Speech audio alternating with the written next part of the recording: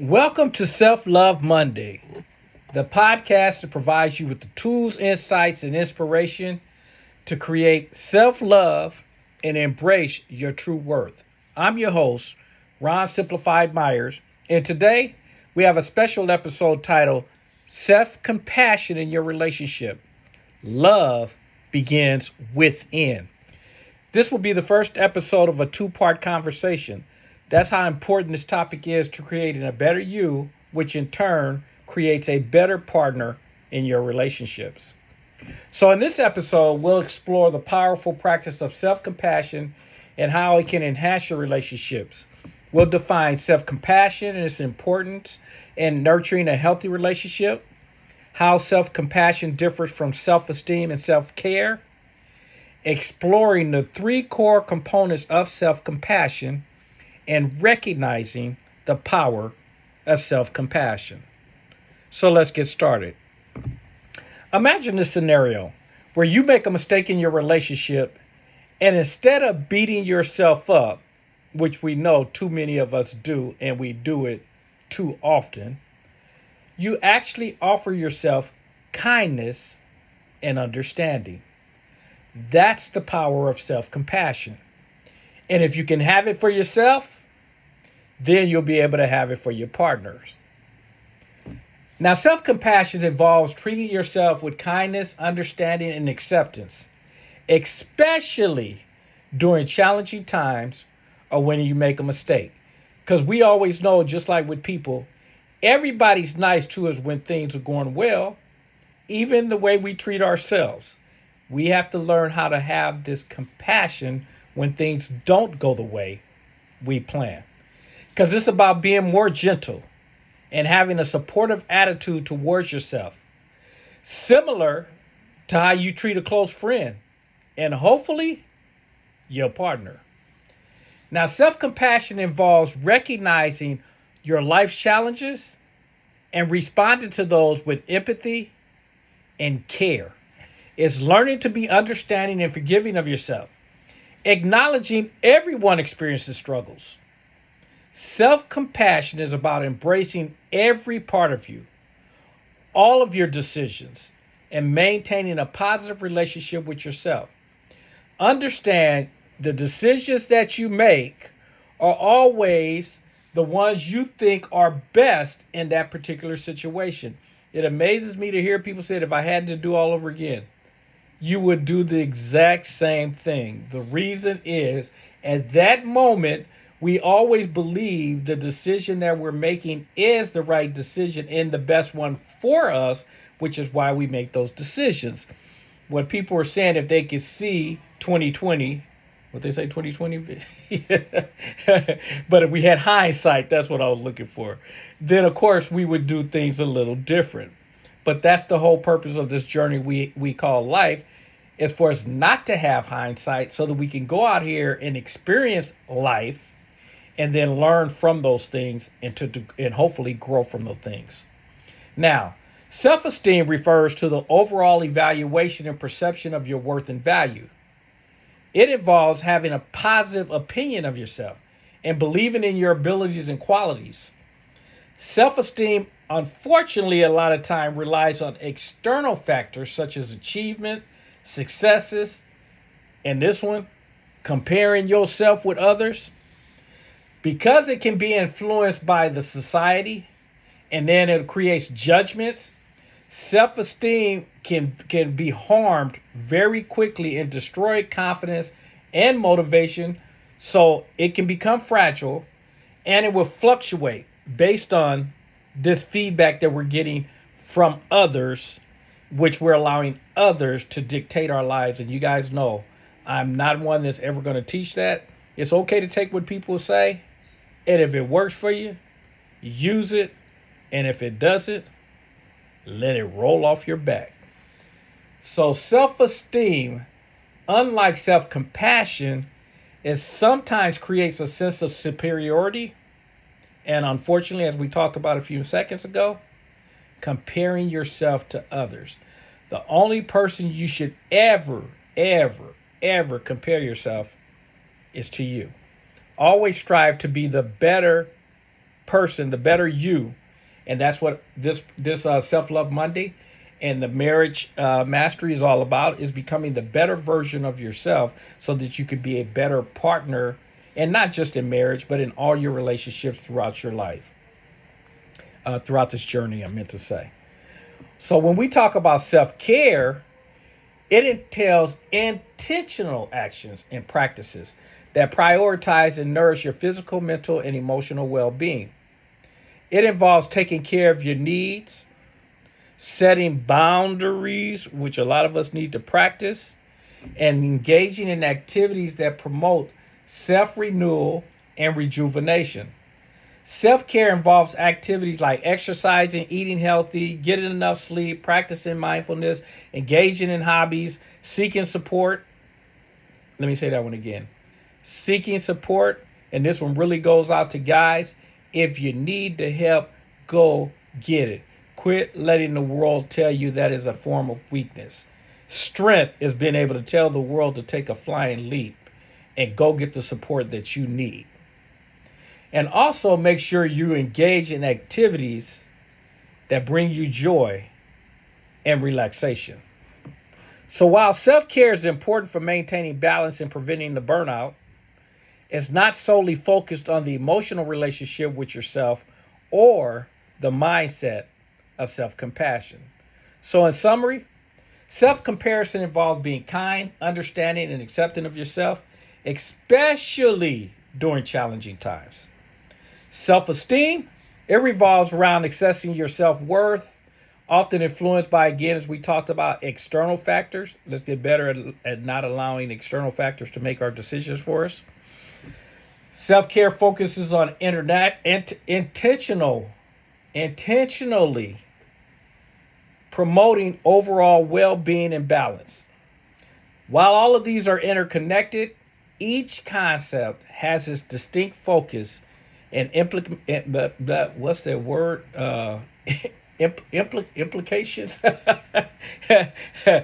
Implied. We just gonna leave it there. And nurturing a healthy relationship with yourself, get you on track. So we're gonna close out this thing by talking about the three core components of self-compassion, and these were identified by a Dr. Kristen Neff, a leading researcher in the field. He said number one is self-kindness. Self-kindness involves treating yourself with warmth, understanding, and gentleness, especially during times of difficulty, failure, or suffering. It means offering yourself the same care and compassion you would extend to a close friend or loved one, which we kind of talked about. Instead of self-judgment or self-criticism, self-kindness emphasizes self-acceptance and self-support.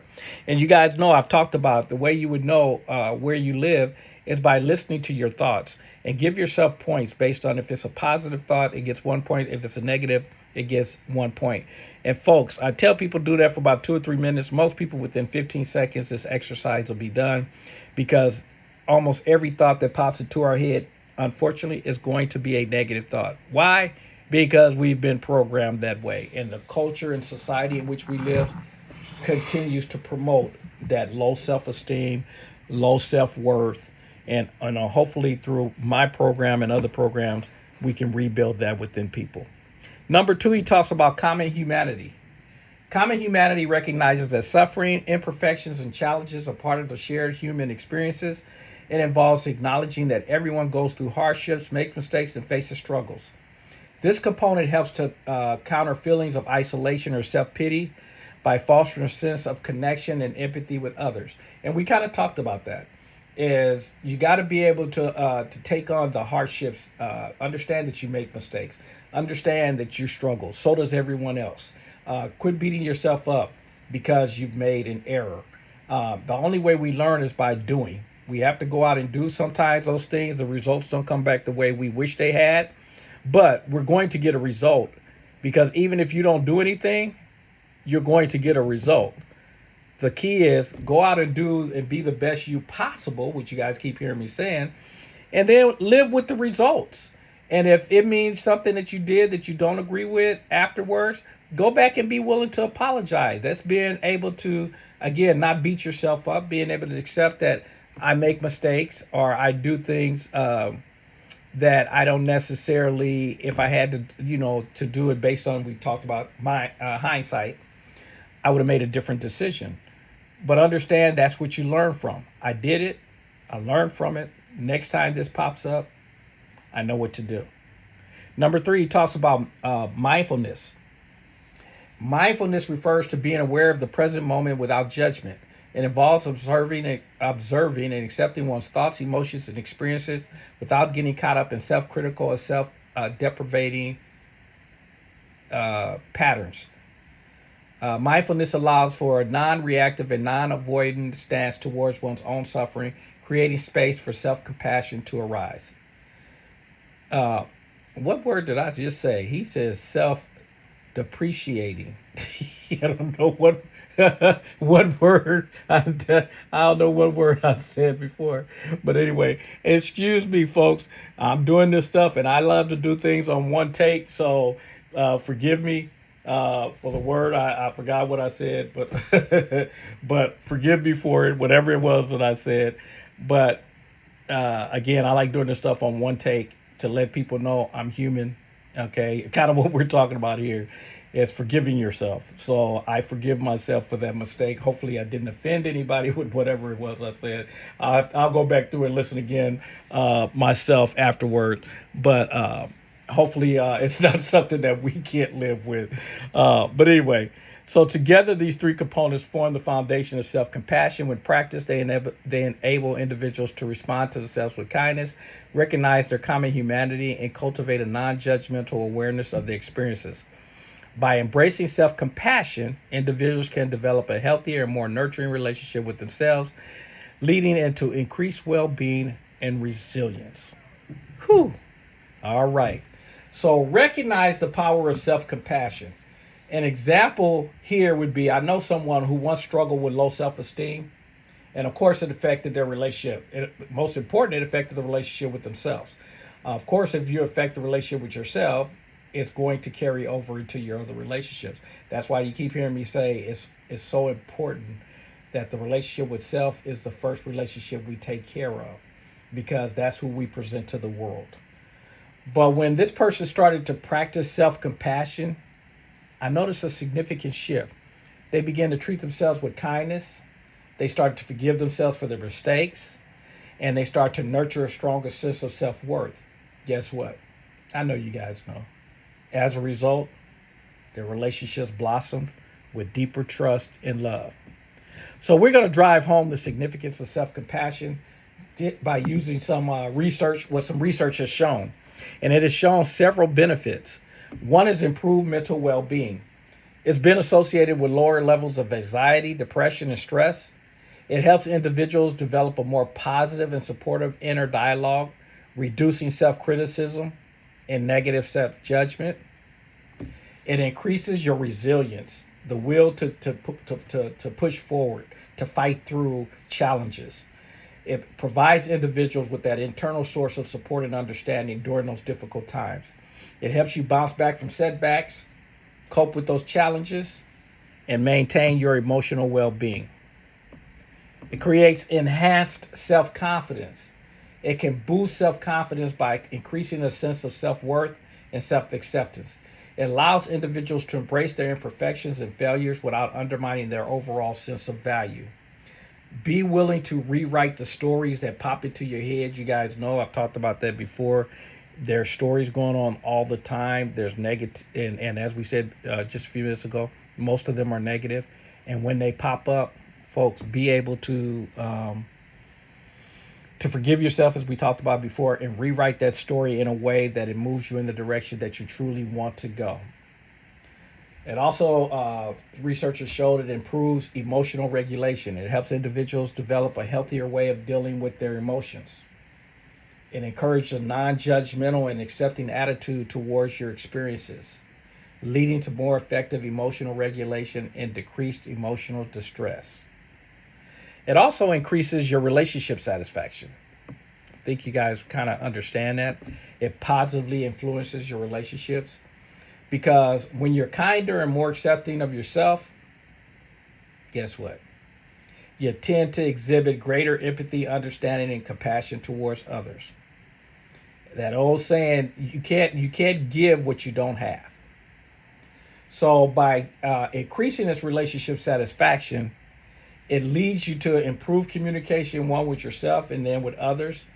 It helps in conflict resolutions and then overall relationship satisfaction. And we know how significant all this plays out in your marriage. Research has also shown that it creates better physical health. There's growing evidence suggesting that self compassion is associated with better physical health outcomes. It has been linked to improved immune function, lower inflammation levels, and healthier lifestyle choices, such as engaging in regular exercise and adopting a balanced diet, eating better. Yeah, that's one I'm working on.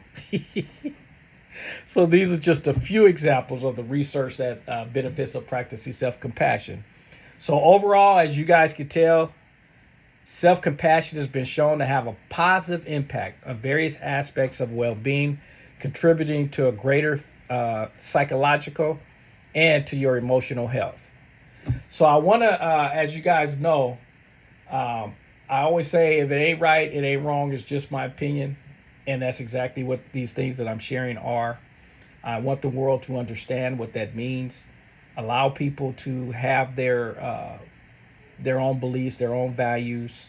And it's okay for us to share our opinions because that's exactly what we are and that's what everybody is speaking from. So that's why I share that. For those of you who've ever wondered why I say that, that's why is I want to get that point out to the world that everything I share, these are my opinions. They ain't right, they ain't wrong. Just like I said, they're my opinions, and everyone has the right to their own opinions. Hopefully, I share great opinions, great views that allow you to take some thoughts and information that will better improve your life. So thank you for joining us on this episode of Self Love Monday, where we explored the significance of self-compassion in your relationships. Remember, love begins within. And by cultivating this self-compassion, we create a solid foundation for nurturing and nourishing the connections that matter most to us. Next Monday, we'll finish off this conversation about self-compassion by sharing how self-compassion positively impacts our romantic partnerships, friendships, and family relationships. So if you have any questions or want to share your self-love journey, reach out to us.